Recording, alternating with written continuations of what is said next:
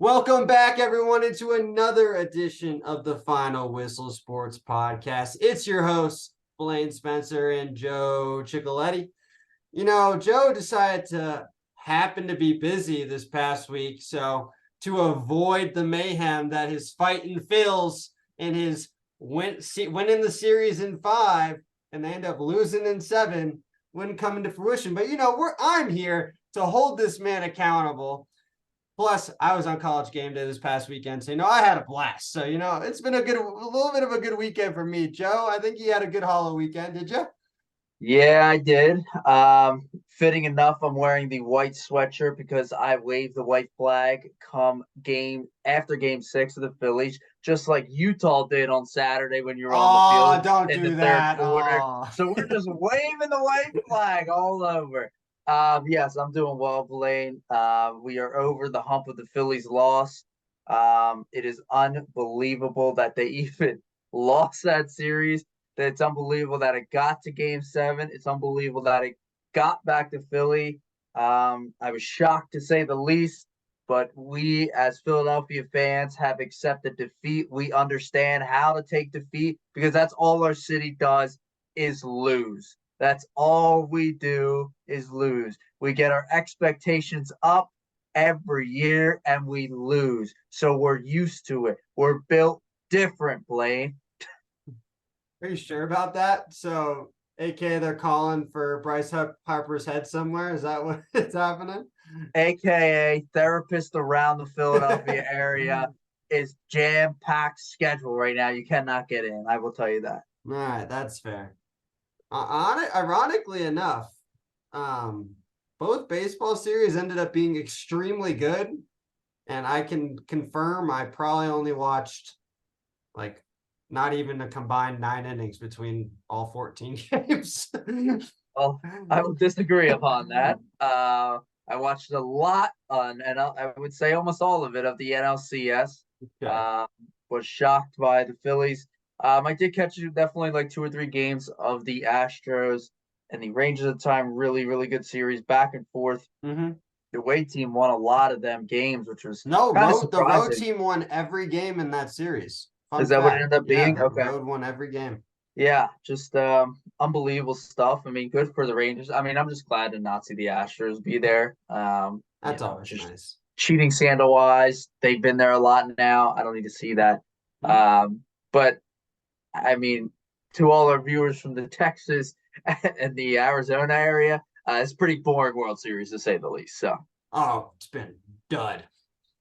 The yeah, game 1 was interesting, right? Because Seager hit the game tire of the 9th, and then there was the walk off, right? But by yep, Garcia, and yep. then game 2 dud. I mean, game 3 is right now, and it's a dud. So not much of a World Series to be hanging your hat on, to say the least, right now. Yeah, yeah. Not. I mean, when the Oh, Phillies is this lost, game like 4 right now or game yes, 3? game 4. Yep, All right, Scherzer game pitched 3 was last a game. dud. Game 4 is also a dud at the moment. So stand corrected. You can see I haven't been watching any of the series. Yeah, when the Phillies went down, I kind of had a feeling games were going to be a little more tougher to watch, especially up here in the Northeast. It's whatever. The Phillies are out of it now at this point. But yeah, it is what it is. So we'll keep it moving. You know what I mean? We'll keep it moving. Yeah, let's not talk about some Utah football. Let's skip that. Let's get that back to the NFL. How about this? Before we do get to the NFL, let's stick with another topic. We just had some breaking news here today. James Harden, ex-Philadelphia 76ers, is being traded to the Los Angeles Clippers. Going on to the Clippers is PJ Tucker as well. Coming back to the Sixers was Big Shot Bob Covington, Nicholas Batum. We got a first-round pick from the Clippers in 2028, a pick swap. And Marcus Morris, I believe, is coming back home to Philadelphia. So a couple expiring contracts the Sixers acquired, a couple assets in terms of draft picks, and the Clippers get their man James Harden to make it a big 3 in LA.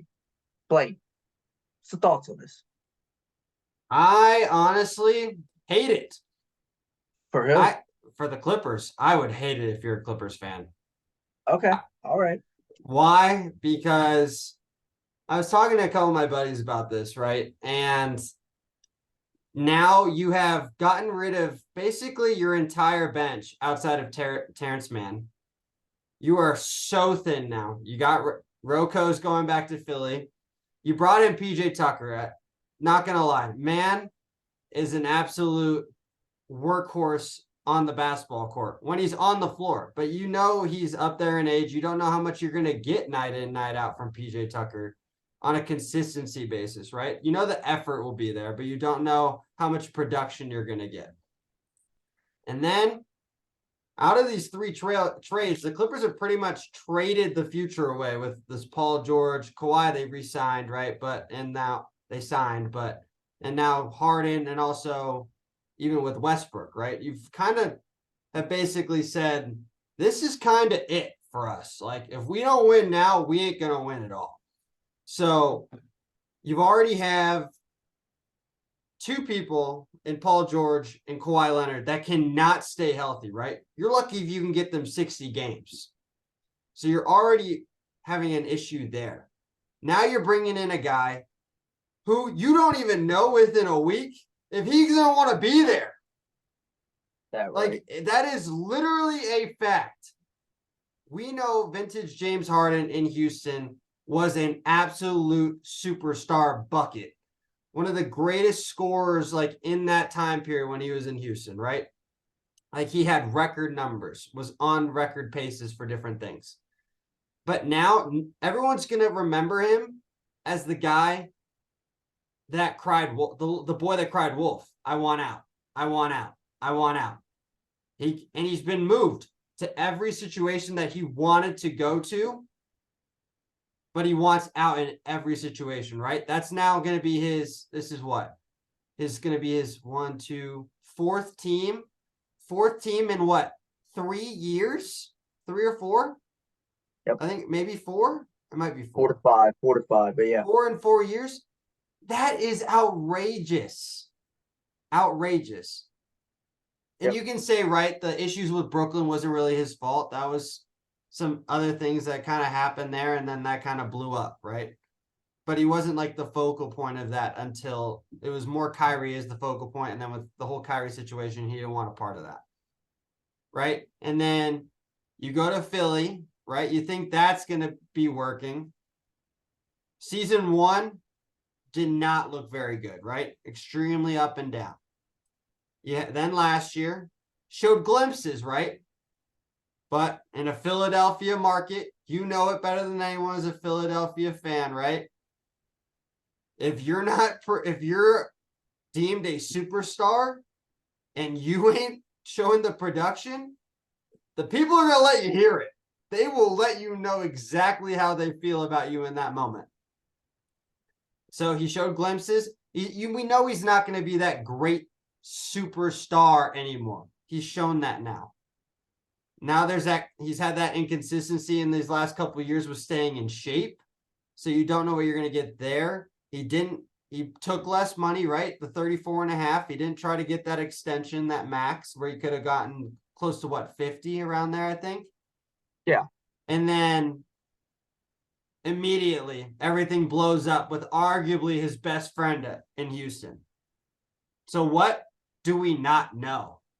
That's the real question. That's what I want to know. What happened in these last couple months between Daryl Morey and James Harden for it to get to this point? There's also the part of me, we won't get into that, but I don't think Elton Brand should have lost the job personally, but that's a discussion for another day. And now you're moving to the Clippers. And now we've listed off everything, right? You have 2 superstar guards that can't stay healthy. You have a guy who half the time doesn't want to be there, and you don't know how long he wants to be there for. And he has had an issue with shape the last couple of years of getting into real game shape. And then your fourth option is Russell Westbrook, where him and Harden had that issue with Houston, and Harden basically said, "See ya, Russ, get out of here. I don't want you. I want someone else." So where does everything lie? I think this hurts. Now, what is the point of Russell Westbrook? That's my question. Where does he fit in this team? because now you have four primary ball handlers. Four. Yeah. Player, and if all four of them are going to be on the court, it turns into bad ISO ball. Russ can't shoot, so there's that issue in of itself. I don't know. I don't like it. I think Philadelphia won the day, even though Philadelphia wanted more, right? Because I think this is just basically the Clippers saying, this is it. This is our year to try and go win it, and hopefully everyone stays healthy, and all four of our star players average 20 a night. Yeah, I mean, like I woke up in the morning, saw the trade, I immediately thought Sixers got fleeced. Like that's the immediate thought I had. We knew as Sixers fans that we were going to get the shitty end of the stick here, unfortunately. Like that's what you get when you trade superstars away. It was the same thing happened with the Nets, same thing happened with the Houston. That's just the name of the game when you're trading these superstars away. You never get the return you want back, right? But as long as you can recoup some of that back, you're happy. You make some valid points with the Clippers, right? But like you also got to put it like this. You potentially have a James Harden, you got potentially a Kawhi Leonard, Paul George. You got two very good defenders when healthy. This is all when healthy now. That's a big if, Joe. That's a huge if with that team. I agree. But you get two healthier defenders, very good shooters, guys that can take over games. You get James Harden, who has changed his game completely from Houston time. He is not that I got to go score 45 points a game guy. He is now like, I'm happy with 15 to 18, and I'd rather get 12 assists. And that's what he was doing with the Sixers. And that's why he fits so well here. Just unfortunate situation with whatever happened between him and Morey. And, you got to put blame on Morey there, even though it is Harden as well. I get it. So you got to put 50-50, unfortunately. So when the Sixers knew that the trade was going to happen, Harden only wanted the Clippers. You're kind of stuck there in a rock and a hard place at that point. Yeah. So with that being said, when I woke up in the morning, I'm like, wow, we got fleeced. Hours went by, started thinking about it more, started seeing people kind of talking. Do I think the Sixers got fleeced now? No, I don't really think they got fleeced. I regurgitated that back, but I spit out like, I'm still not happy with the trade because it's all going to rely on Daryl Morey once again having assets and trying to piece together this team to now have three superstars, right? So from a Sixers perspective, you just gave me the insight on the Clippers. I'll give you from the Sixers perspective here, right? The addition of Nicholas Batum, Robert Covington, Marcus Morris. It's great for our bench because it adds to the wings. However, I don't see two or three of these guys, if not three of these guys, on this team come February or March when the trade deadline is, because they're expiring contracts and they'll be on their way out just to match contract. However, now the positive side of this is your assets. That first round pick in 2028 could be extremely valuable because the Clippers are going to probably be terrible at that point. In addition, you got a pick swap in 2029. So getting those picks, hopefully pounding them out. But what are you going to get back for the Sixers? What it comes down to. What are you getting back? Because you need a superstar, because right now this team, yes, they have bench now, but they are not built to beat Milwaukee Bucks, and they are not built to beat the Boston Celtics. That's where we're at right now. Yep. You also, again, this trade, and again, another reason why they need to make a move. This team does not have a true point guard on this team. Still does not have a true point guard on this team. And you are now asking for Tobias Harris to play the 4. He cannot play the 4. He is barely a 3, but if he's going to play 4, it's a small ball 4, and it just doesn't work here right now. But you got to have, I guess, some faith in Daryl Morey come February when the trade deadline's around. Hopefully he gets it sooner rather than later. We've heard rumors of a Zach LaVine potentially coming here. That's great. Does it put the team over Boston and Milwaukee? I don't think so. But, I mean, I guess what else are you going to get in terms of that? And then everyone, and last but not least, everyone's talking about, well, you're going to have $65 million in cap space. You'll be able to sign a max, potentially 2, da-da-da-da. I go, okay. I said, did you look at the free agents, though? And they think like, oh, well, there's going to be all these people coming out. I go, yeah. about 8 of them are player options, and a lot of them are older folks. So I don't Mm-hmm. know if they're going to want to take the player option. I'm opting out. But the best one that's not a player option is coming from your own team, which is Tyrese Maxey. So what are, the cap number at 60 million doesn't mean anything to me because you have to already sign Correct. Tyrese Maxey back. Right. Um, so yeah, to re-say it again, did I think we got fleeced? No. Am I happy though? No. I'm very in the middle, and it's just going to depend on the future. And as we know, the Sixers are usually the future does not work out the way it is. So Right.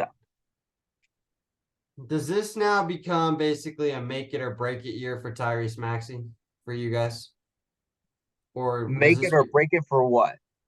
for whether or not he's going to be that piece to go alongside Embiid, to be that other option If now? you're Because saying now it's or does this just become more of a year to see how they can kind of coincide with one another? I don't think it's a make or break at all for Tyrese Maxey. I think Tyrese Maxey will be on this team for many, many years to come. Truthfully enough, I think they will probably be building around Tyrese Maxey for the next couple of years instead of Joel Embiid.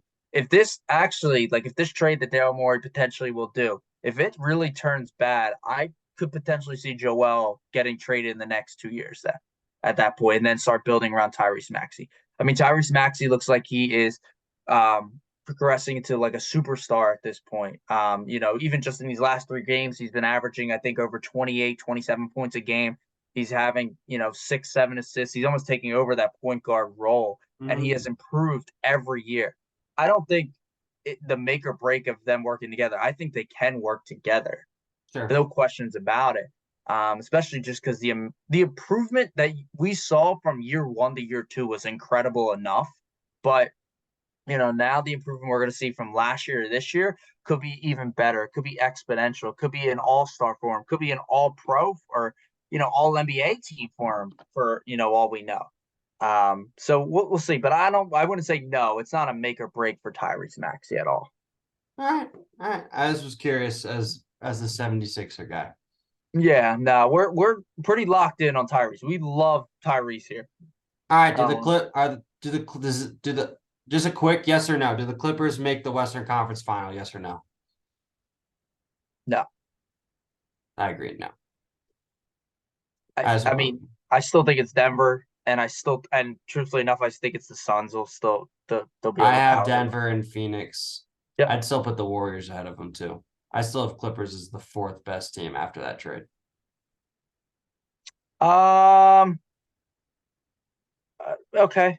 Yeah. I mean, like after the Suns, After the top two, there's a drop off. I will say that.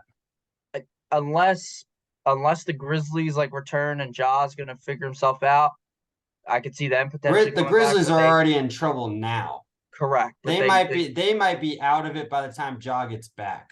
yeah, yeah. They're I think what 0-4, saw 0-5. Yeah, no, but I agree. Like it's just the top two, and then there's a drop off.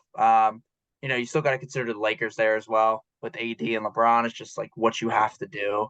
But yeah, no, I don't think they make it to the Western Conference Finals. Yeah, good. All right, let's jump gears. Let's talk some football, huh? The Yeah. some of the reasons why we do this podcast, talk some NFL. Let's look at some week 8 scores. Last Thursday night, the Buffalo Bills took care of business over the Tampa Bay Bucks. So an interesting kind of a game, 24-18. I kind of thought that this game would be a lot more maybe more high scoring. It wasn't really that, to say the least. It was kind of a funky Thursday night game. But Bills kind of took care of business. Josh Allen looked okay. Didn't really do too much. Kind of reeled himself in. It's kind of been a hit or miss week to week for Josh Allen. And, my favorite NFL player of all time, Baker Mayfield, takes another L. So we love to see that. Eagles, Commanders. As a Commanders fan, I just want to throw up a little bit because we see glimpses of this team and then we just can't figure out how to win. I've been telling my buddies this. We are a 3-5 football team where we should be at the worst right now, 5-3. We should be 5-3 at the worst. And yet we've lost to arguably two of the worst teams in football in them the Bears and the New York Football Giants. And then we could have beaten Philly both times.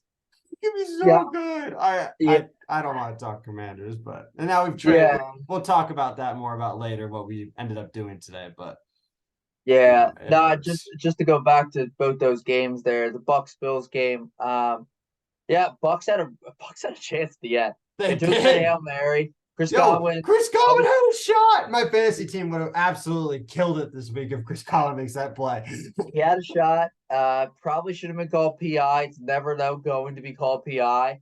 And the Bucks would have won that game. Truthfully enough, he catches that, they win that game. It's 24-24. They need an extra point. Hopefully it goes through.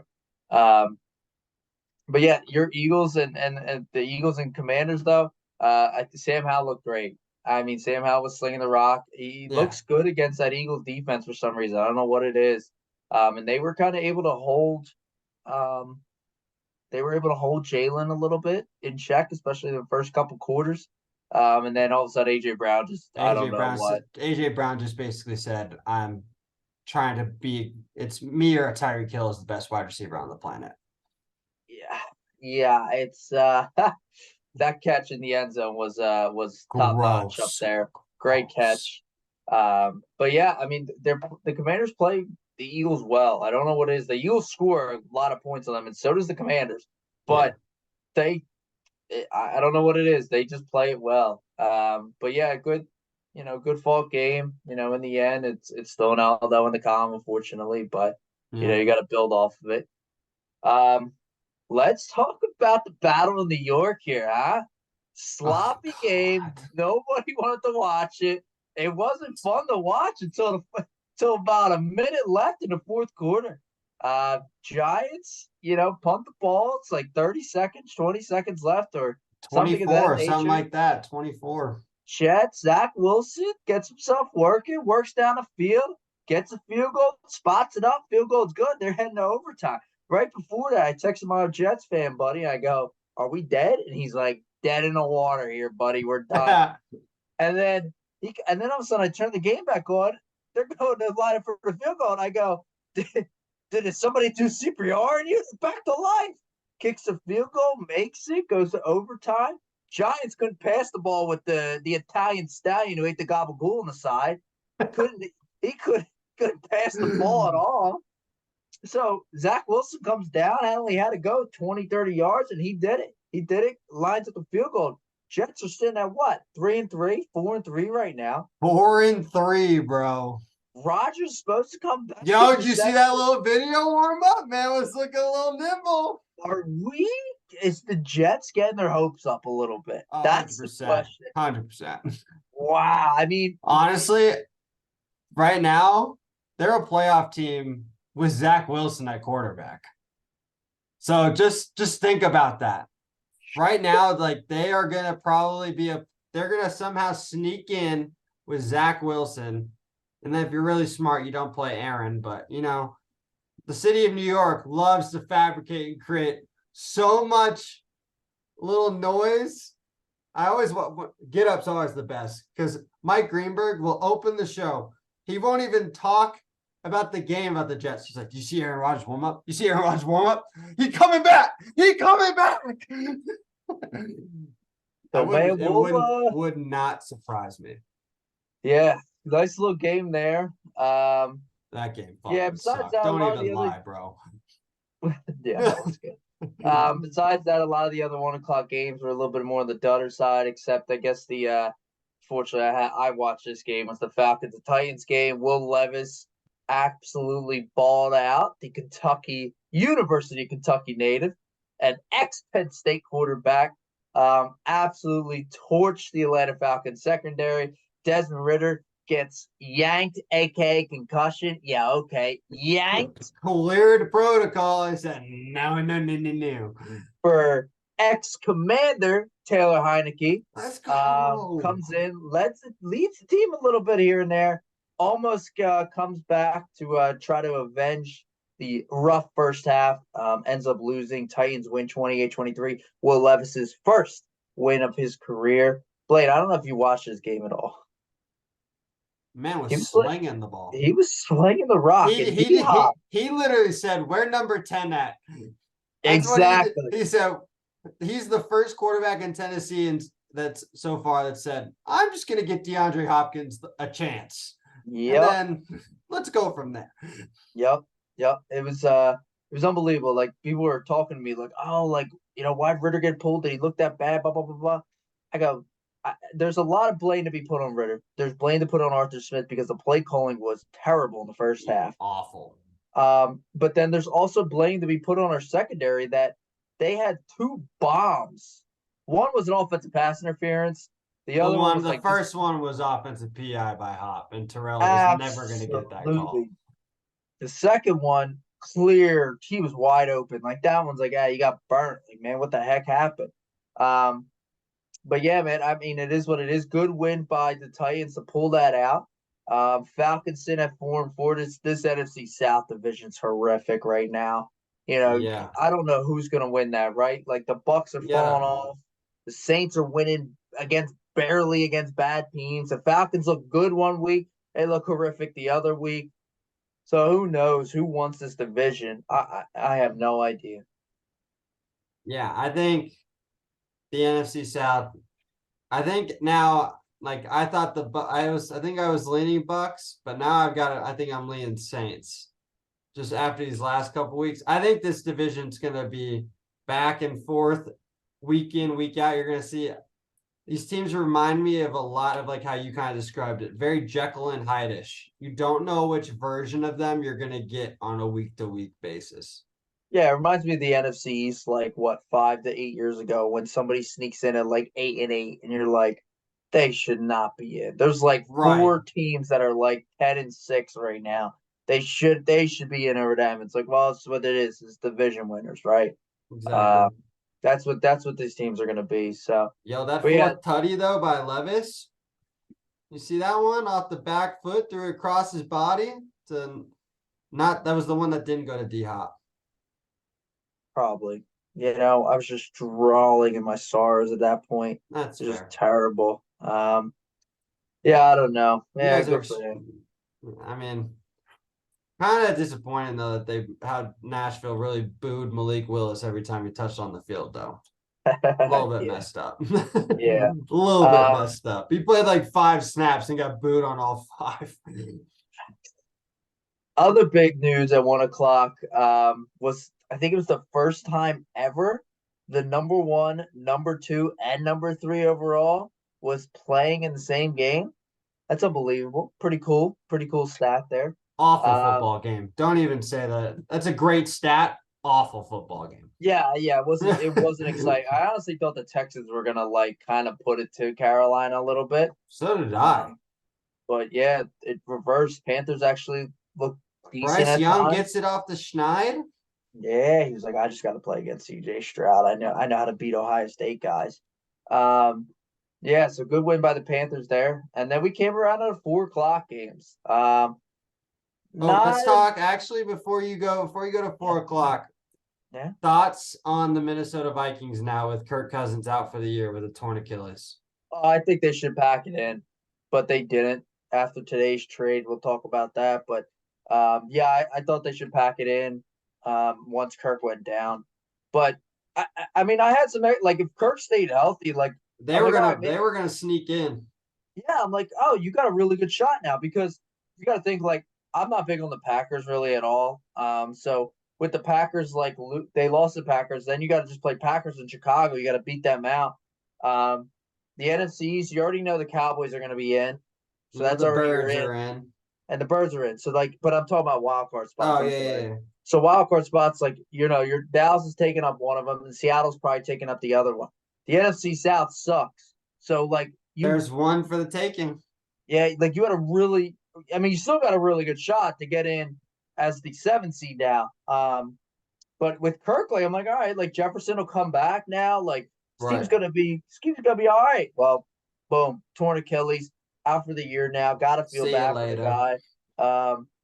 And I even give the guy credit. I saw today, that or was it yesterday maybe they had like a trick or treat, like I guess on the field, and like he was actually there. Like as well, like in a cart, and like guys were going around. He was giving out treats. He was signing stuff for people. Like he was literally there, like still doing the trick or That's treat. awesome. So kudos to Kirk. I mean, Kirk, character wise, was never a question. It was just him in prime time, and that was the only question we ever had. But yeah, no, tough loss for them.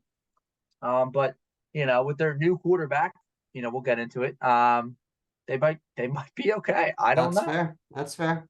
So All right, let's go. Now let's jump to fourth there. I just want to get your thoughts on the Cousins situation. I agree, yeah, though. I think the Vikings should tank now, but that won't yeah, happen. yeah. Seattle sneaks out a win over the Cleveland Browns and the PJ Walker Browns, actually. Little last second pass by Geno to Jackson Smith. The Seattle Seahawks are now leading the NFC West because the San Francisco 49ers have hit a slump. They are now 0-3. The Cincinnati Bengals went into the Bay and said, we're back, baby. We're all the way back. Exactly my point, though. Before we continue on with San Fran, let's talk about the Bengals. What did I say here 3 weeks to almost 4 weeks, maybe even 5 weeks ago, when everyone was down the Bengals? Oh, they're done. That's it. Joe Burrow's done. Sit out Joe Burrow. He needs another week to get healthy. They're done. They're still done. I said, this is the typical Cincinnati Bengals. They come out the gate stumbling, and then all of a sudden they're like, all right, guys, let's turn it on this last 10 weeks of the season here. What do we know? What's the record now? 4-3? Is that what it is? 4-3. 4-3. Right on the Ravens' neck. Right back they are. Right back. And now look at them. They're in a stride. Yep. This offense. This is peak hope. Cincinnati right now. Hope. But yeah, Niners, perfect time for a bye for them. They need to get them. Yeah, they need to get themselves figured out. They need to get themselves healthy. They need to get CMC back, feeling good. They need to get Debo back, feeling good. Trent Williams needs a break. Give him a break. Let him come back. Brock Purdy, you cannot get your head hit again, or you're going to be like Tua last year. So they got to take it easy with that. But they'll be all right. They just got a nice little addition in a trade. They'll be looking good. I'm not worried about the Niners at all. If I was actually you, I'd head to your favorite sports book and maybe hammer them to win the NFC right now. So while the odds are absolutely rising because they've lost 3 in a row. Mm-hmm. Pepper the San Francisco 49ers. Mm-hmm. But yeah, no, I wholeheartedly agree. I think the Niners, they have shown that Brock Purdy misses Debo Samuel a lot more than people realize. The stats don't lie. I can't remember the exact numbers off the top of my head, but it's like he's like at 70% plus with all of their weapons, and right now he's pushing like just under 60%. Like huge point differentials and completion percentage.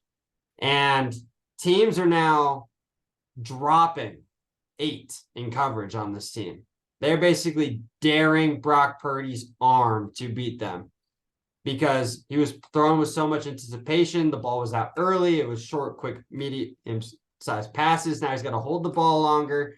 And Brock Purdy is not known for his arm talent, right? So those windows that were open are no longer open. He's forcing the ball, and now the turnovers are caught up with him these last couple of weeks, especially with Minnesota and Cincy. Yeah. No, I agree with you. It's a tough loss, but good time for the bye for them to hopefully figure stuff out, turn it around. Buffalo Cincy game going to be money now on Sunday night.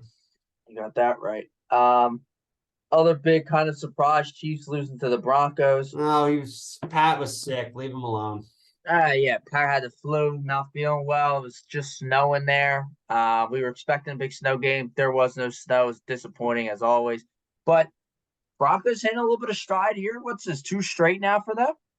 Maybe 3? It's two in a row. 2 in a row. Maybe the stride's hitting. Maybe they they're on their bye now. So they were a team that everyone thought was going to sell, and they didn't sell this week.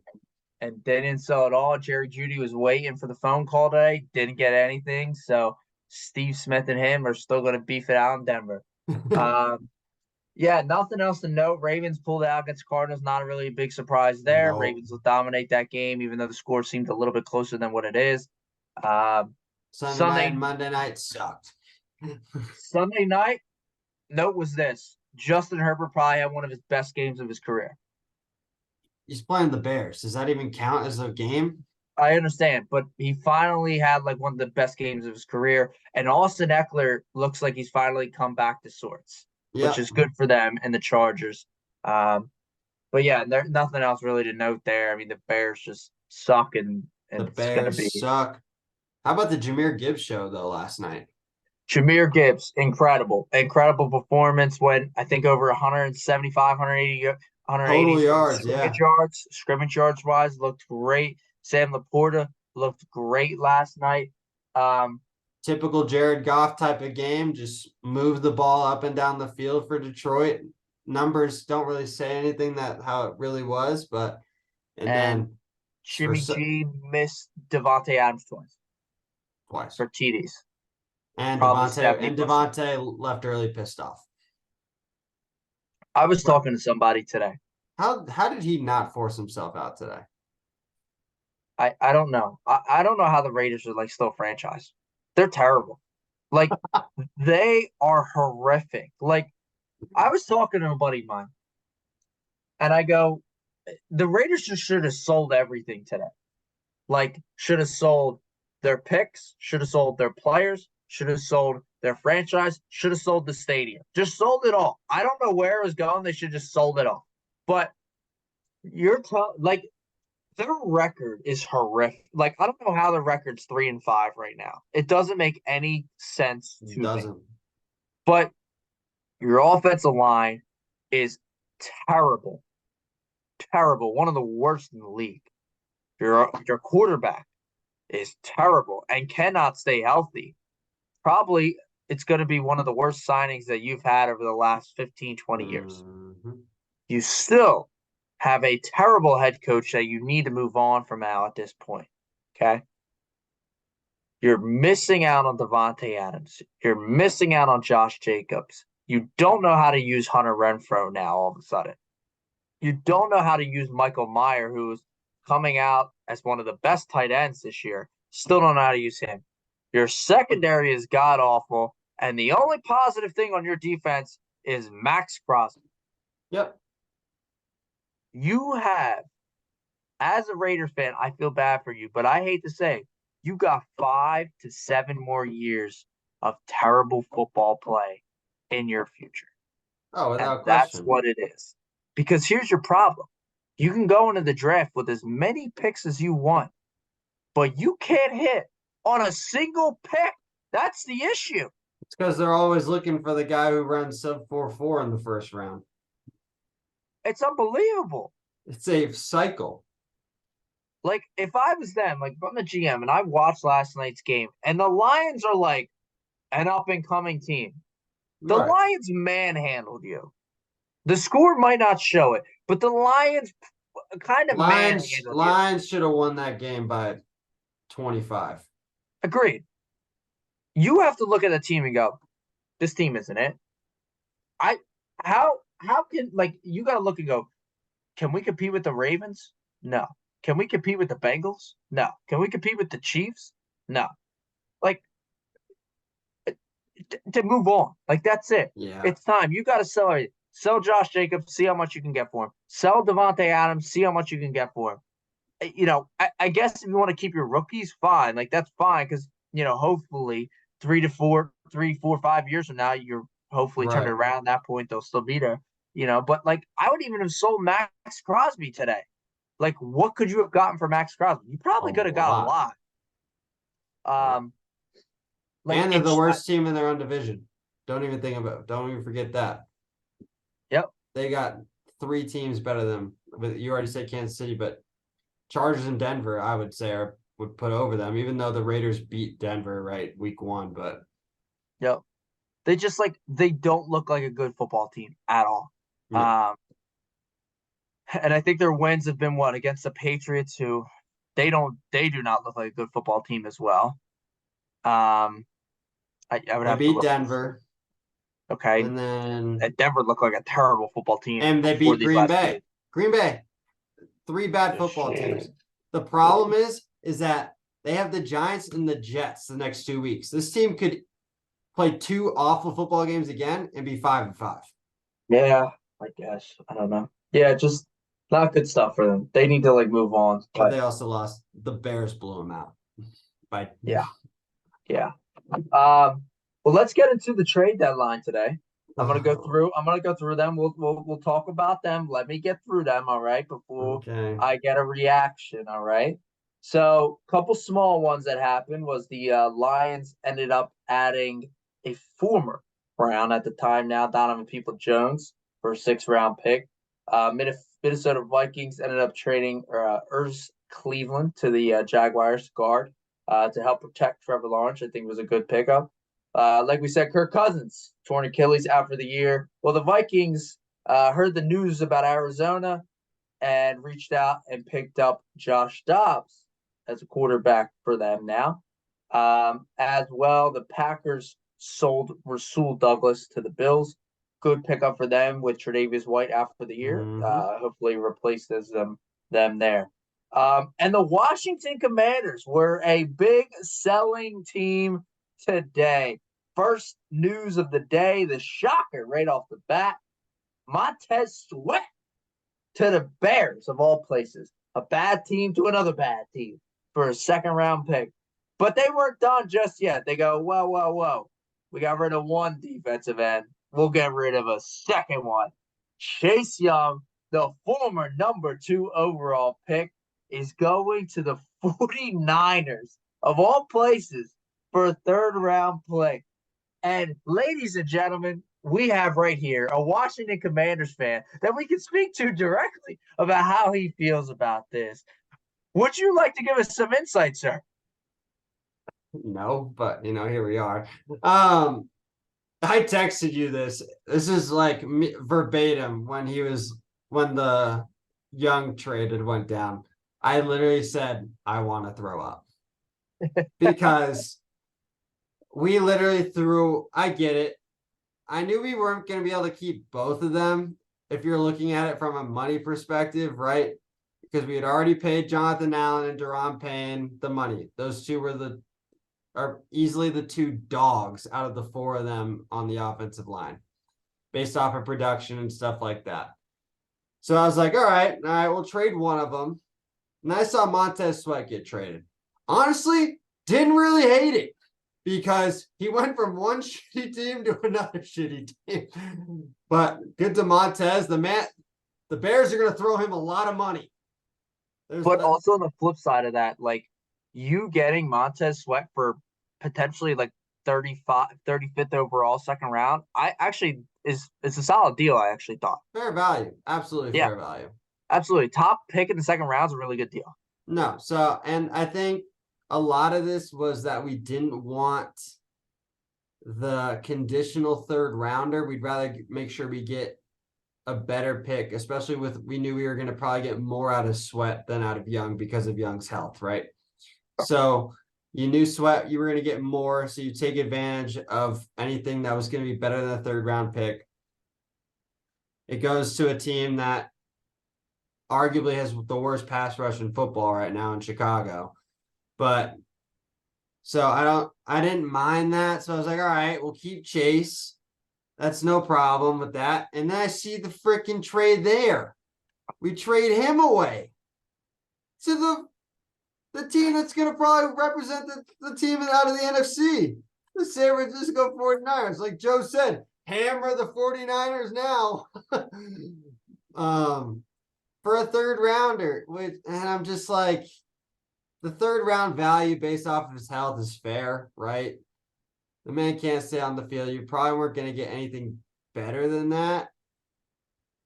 But I'm distraught. I really am. When it comes to this football team, I really thought that we were going to be something else. And you could tell that Sunday's loss was the final nail in the coffin of how we were going to move forward.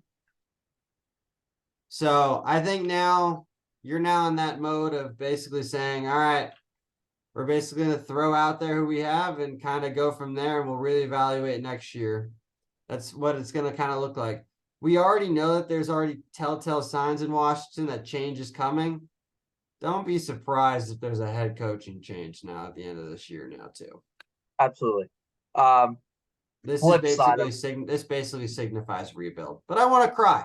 I'm very disappointed. We had arguably the best. Nope, you wait. We arguably had the best pass rush in football 2 years ago. I think 2 years ago, 2 or 3 years ago. Yeah, And Chase Young first year. now it has officially blown up. So, okay, you can have it now. Flip side of this. San Fran, John Lynch. What a move for this guy. So hear me out. Man's innovative when it comes to these trade deadline moves. Hear me out on this, right? You now have a front four of Bosa, Armstead, Hargrave, and now Chase Young. It's disgusting. Stacked front four. However, trades the third round away.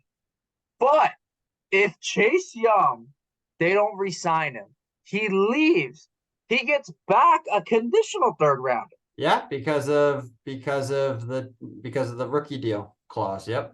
Isn't that unbelievable? No harm, no foul. He gets nothing out of it. He loses nothing. Okay, he might move back a little bit because San Fran's still going to be a pretty good team. So the third rounder would be late anyway, and the conditionals are kind of after that. So it's not going to be that much of a difference. But you get Chase Young now the number 2, number 3 pass rusher on the team. So he's not going to get double at all. Yep. I was just a hell of a deal by him. I was like, wow. I was kind of reading in on of it. So smart. Great deal. Absolutely great deal by him.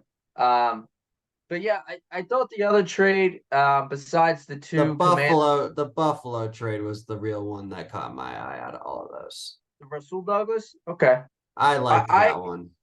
I forgot the name. The one I was really intrigued about, which was the Leonard Williams to Seattle.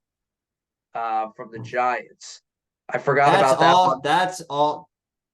No, you're right. I totally forgot about the Williams deal. You're right. That happened, I think, the day prior, not today. Right. So that I didn't. That, and the same with the Sweat from the Eagles to the Falcons. Yeah, there were a couple that were yesterday. But I think the Leonard Williams Seattle one is going to be a really, really good pickup for them. Proves their defensive line, helps out, and both the NFC West teams, San Fran and Seattle, are trying to beef up the D line to maybe get some pressure on that quarterback on the other side. So 2 solid deals from there. And the Josh Dobbs with Kirk. I still think now with Dobbs, it gives Minnesota, I guess, a hope, a half a chance. All right, now at least we got a veteran quarterback that can play. I guess. I'm surprised they didn't go for Brissett from Washington. I felt like he would have been a quarterback that people would have. I thought Cleveland would maybe trade for him back, honestly. I think they're just content with PJ Walker and what he's done. So I think that was the reason why. So, but yeah, no, all around, some decent trades. And I was talking to a buddy of mine. He was like, yeah, there's going to be a lot of big trades today. This was yesterday prior to this. It was a very mellow day. Yeah, I'm like, look, man. I'm like, to me, the NFL trade deadline, it isn't really anything crazy. You're gonna probably get I don't know, 5 to 8, 9, maybe 10 trades. 3 of them are just gonna be whatever. 5 of them are gonna be all right, it's good for the other team. And then there's gonna be 1 or 2 that's oh, all right. Where it's nothing like the NBA, where the NBA is boom, boom, boom, boom, boom. All of a sudden, 4 o'clock hits, and you're like, yo, there was 8 trades that just came through this. Yeah, it's because they don't really trade picks as often. It's a lot of players. Yeah. So it looks bigger, right? So more people involved, multiple team trades. The NFL doesn't really do that. So So a lot different, but yeah, nice little trade, because you always hear rumors about the big names in the NFL, but it never happens. The NBA, when you hear the rumors of like the bigger names, like Some brewing. yeah, like someone's got like for instance, oh here we go, Blade's on the fire department now. So like for instance, the NFL, you had the big names I kept hearing was all right, Derrick Henry could potentially be on the move. Devontae Adams could then potentially be on the move. I even heard Aaron Donald could be on the move. And I'm like, Right. what the? No, Aaron We all Donald's know not going to all be on this the is move. lies, yeah. Yeah. So, just a lot of that, a lot of smoke up front, I guess, from the GMs trying to get something out of it, but it never happened. So, What is one trade that you have liked to have seen today that didn't happen? Who would you um, like to have seen get moved that didn't get moved? realistically, or what I would have hoped. Both. I'll let you do both. Realistically, I would have loved to see Jalen Johnson out of Chicago, and I wish he would have went to San Fran That would have been gross. because San Fran, like the Chase Young trades, like it just makes their D line even more dirtier. But like they didn't really need They him. need secondary help. Correct. Like Jalen Johnson would have, I think, took that secondary over the top, and they would have actually had a true cornerback because he's playing like a true cornerback one right now in Right. Chicago. He's playing out of his mind. That would have been my realistic. Like that should have happened. Now the hypothetical, the Falcons should have traded for Kyler Murray. Wow. Yeah, would have blown the internet. I don't hate that. But the Falcons should have traded for Kyler Murray, and here's my reasoning why. I talked to another fellow Falcons fan. I said, "Why don't we trade for Kyler?" He goes, "Well, he's coming off the ACL injury. He's a running quarterback. We don't know how he's going to do." I go, "Isn't that the best time to do it though? Because you're getting him at a bargain.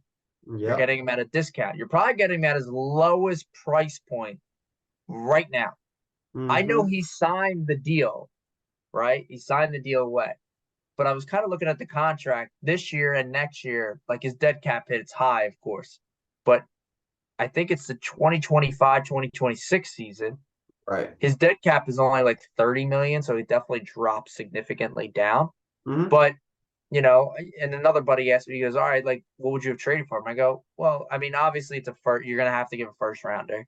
I get that. So probably would have been first rounder, and then some picks to add up maybe to another first rounder I would have done.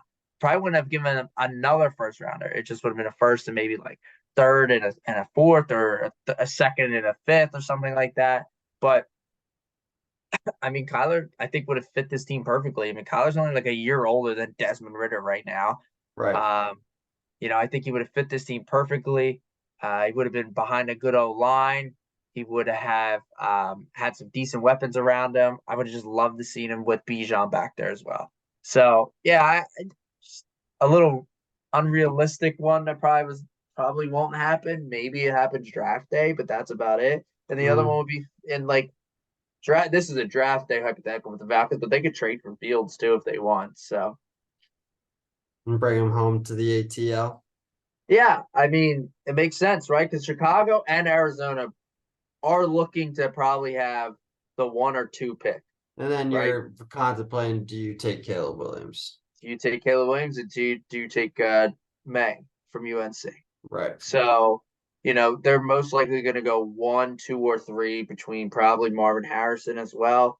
Maybe Harrison falls, maybe an edge rusher or tackle comes up. A couple of good tackles come out as well this year.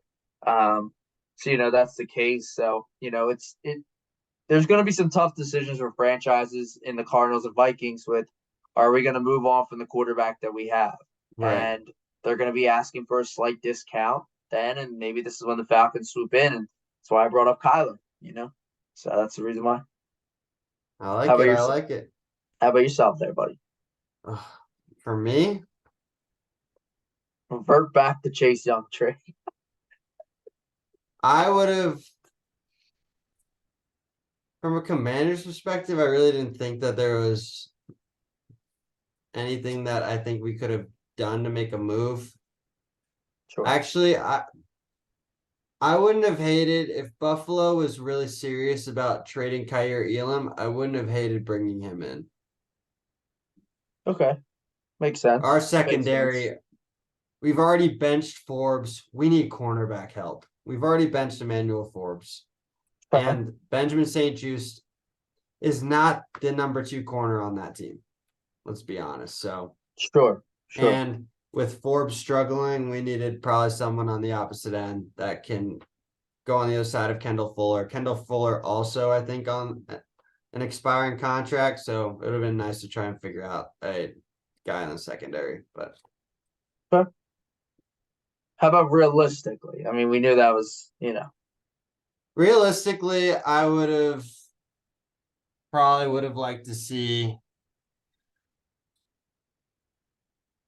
I feel like realistically, Devontae should have gotten out, and he should have went to This one's kind of a little bit out of left field, though.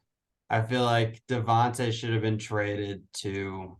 say my teams. I had 3 teams that he was going to. So go ahead. You had 3.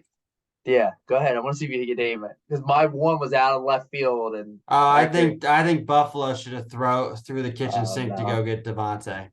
Okay, all right. And then Yeah. the team out of left field would be him going in the division to KC. I don't consider that left field. Like they need a wide receiver, like a true wide receiver one. So like that was my 1 and my 3. But my left field one, What's your left field one? I had a left field and a right field, but my left field one is Dallas. That's not. I think that's. I don't know about that. I think honestly another one would have been Jacksonville. No, I got too many down there.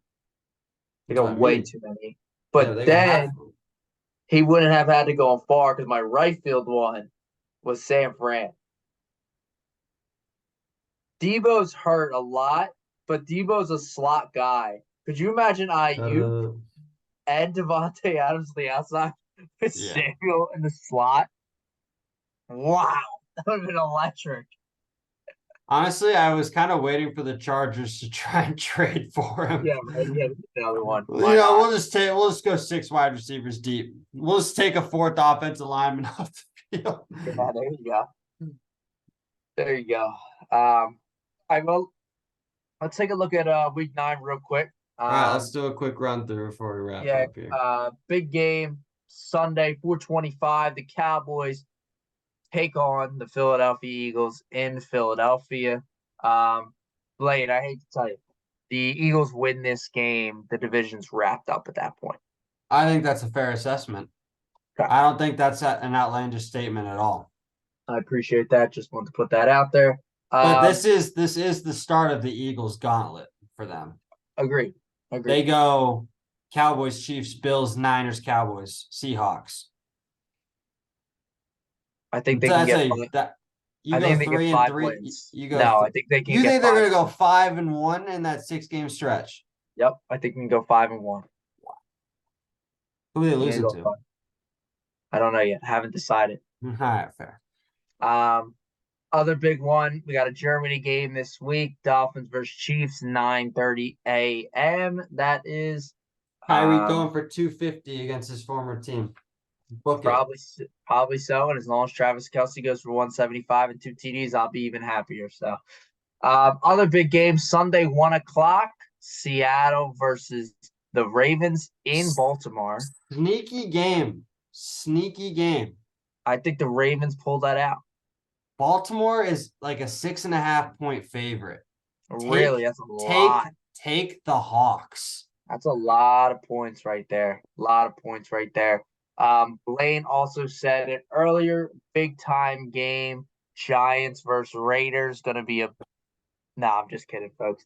8:20 is when you should really tune in. Sunday, November 5th.